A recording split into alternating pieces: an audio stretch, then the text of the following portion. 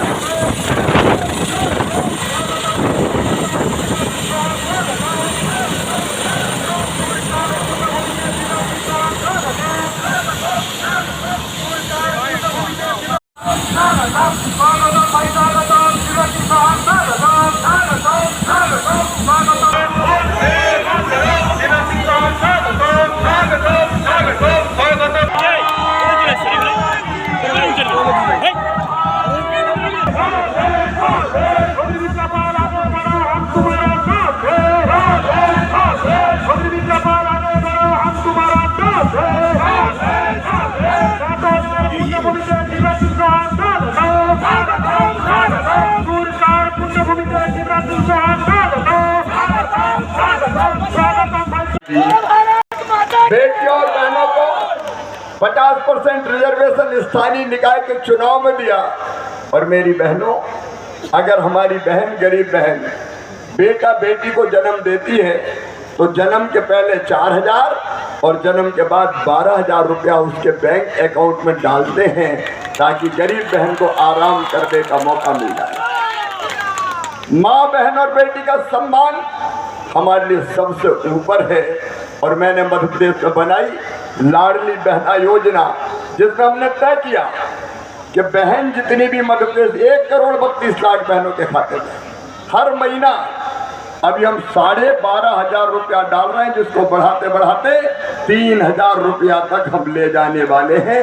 लगातार उस राशि को बढ़ाते हैं, इसलिए कि हमारी बहनों को छोटे छोटे काम के लिए हाथ ना फैलाना पड़े, पैसे ना मांगना पड़े। हर एक बहन का अपना बैंक में अकाउंट हो, खाता हो, उसमें हर महीने पैसे आ जाए। ये है लाडली बहना योजना। नकल तो ममता दीदी ने भी करी है, लेकिन मैं आपसे पूछना चाहता हूं मेरे बहनों का, आज मुझे बताना जरा दिल से, ईमानदारी से, क्या माँ, बहन और बेटी का सच्चा सम्मान कभी ममता दीदी ने किया है? ममता दीदी महिला हो, मध्य प्रदेश की धरती पे मेरे बहनों और भाइयों, हमने कानून बनाया कि कोई मासूम बिटिया या बहन के साथ गलत नजर से देखेगा तो सीधा फांसी के फंदे पे चढ़ा दिया जाए। 49 लोगों को फांसी की सजा हुई है मध्य प्रदेश की धरती पर। माँ, बहन और बेटी का अपमान हम किसी भी कीमत पर सहन नहीं कर सकते। बोलो, बहन बेटी का अपमान सहन कर सकते हैं क्या? लेकिन ममता दीदी, शर्म आना चाहिए तुमने बंगाल की धरती को कलंकित करने का पाप किया है। यहाँ संदेश खाली जैसी घटना हो रही है। शेख शाहजहां जैसे लोग माँ बहन और बेटी की इज्जत और अस्मत से खेल रहे हैं, और ममता बनर्जी आप उनको बचाने की कोशिश कर रही हो। तुम्हें तो जनता काली मैया भी कभी माफ नहीं करेगी, काली माता भी कभी माफ नहीं करेगी। उन अपराधियों को जो हमारी बहन और बेटी की इज्जत और अस्मत से खेले, उनको बचाने का पाप अगर किया है तो ममता दीदी ने किया है। अरे ममता दीदी ध्यान रखना, ये जनता है बंगाल की, और आज मैं संदेश लेके आया हूं, क्रांति का संदेश। ये टीएमसी क्या है? टीएमसी क्या है? टीएमसी का मतलब तुष्टीकरण, माफिया और करप्शन। बोलो बंगाल में लूट है कि नहीं? बिना पैसे लिए दे कोई काम होता है?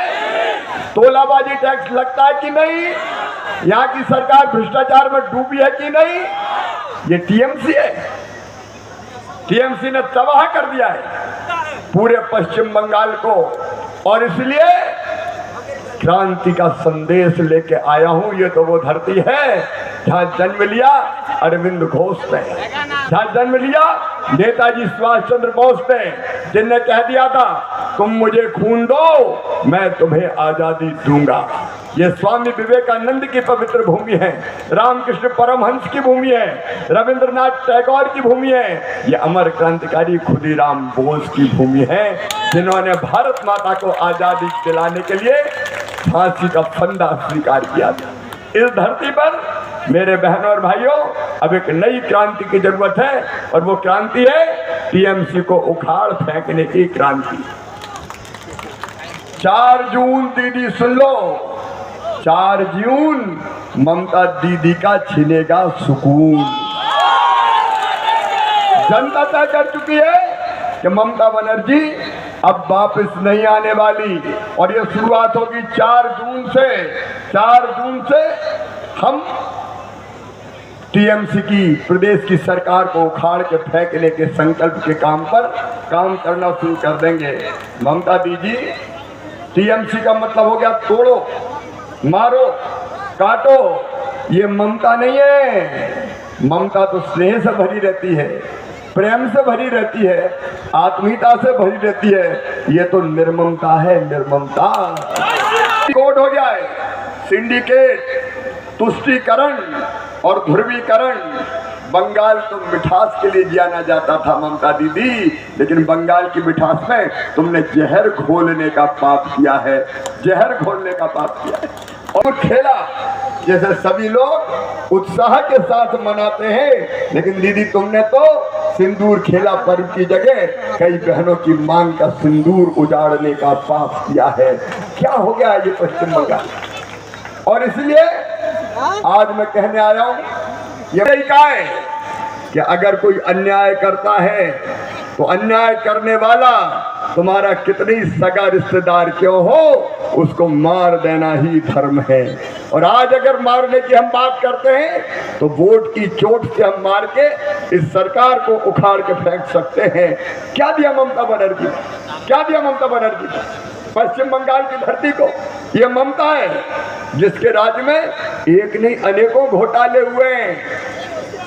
एसएससी घोटाला हुआ, नगर पालिका घोटाला हुआ, कोयला घोटाला हुआ, राशन घोटाला हुआ, टीआईटी रिक्रूटमेंट स्कैम, लॉटरी घोटाला, त्रिफला घोटाला, साइकिल घोटाला, पहले शारदा घोटाला, नारदा घोटाला, चिटफंड घोटाला, 400 करोड़ का राशन वितरण घोटाला किया गया। गरीबों का राशन तक ममता दीदी की सरकार खा गई। बच्चों को पढ़ाने के लिए स्कूल में शिक्षकों की भर्ती हो तो शिक्षक भर्ती घोटाला, रोज बैली घोटाला, गो तस्करी घोटाला, पीएम आवास घोटाला, अम्फान राहत घोटाला। अब तो टीएमसी के शिक्षा मंत्री भी उनके करीबियों से 50 करोड़ रुपया मिले जेल में हैं। आज मैं कहने आया हूं बंगाल की धरती पर, बंगाल के बहनों और भाइयों, चिंता मत करना, जिनने जनता का पैसा खाया है उस एक एक को जेल भेजने का काम नरेंद्र मोदी की सरकार करेगी। इनको जेल जाना चाहिए कि नहीं जाना चाहिए बताइए? ये जनता का पैसा खा रहे हैं, ये जनता को त्रस्त कर रहे हैं, और इसलिए मैं कहने आया हूं हटाओ इस सरकार को। शुरुआत होगी लोकसभा के चुनाव में। बताओ मेरे बहनों और भाइयों, अयोध्या में भगवान राम का मंदिर बना, सबको खुशी हुई कि नहीं हुई? बोलिए जय श्री राम। राम हमारे अस्तित्व है, राम हमारे आराध्य हैं, राम हमारे प्राण हैं, राम हमारे भगवान हैं, और राम भारत की पहचान है। लेकिन यहाँ तो रामनवमी का जुलूस निकालने के लिए इजाजत लेनी पड़ती है। ऐसी सरकार को बर्दाश्त करोगे क्या? पूरा देश जय श्री राम के नारों से गूंज रहा है, लेकिन तुष्टीकरण की हद होती है बहनों और भाइयों। टीएमसी के एक एमएलए भाषण दे रहे हैं और अपने भाषण में कह रहे हैं कि ये बचे 30% हिंदू है, इनको भागीरथी में बहा देंगे। देखो ये देश अत्यंत प्राचीन और महान देश है। दुनिया की कई ताकतों ने मिटाने की हमें कोशिश की, वो नहीं मिटा पाए, तो टीएमसी वालों तुम क्या मिटाओगे? आज पूरा देश जय श्री राम के नारों से गुंजायमान हो रहा है, और इसलिए मैं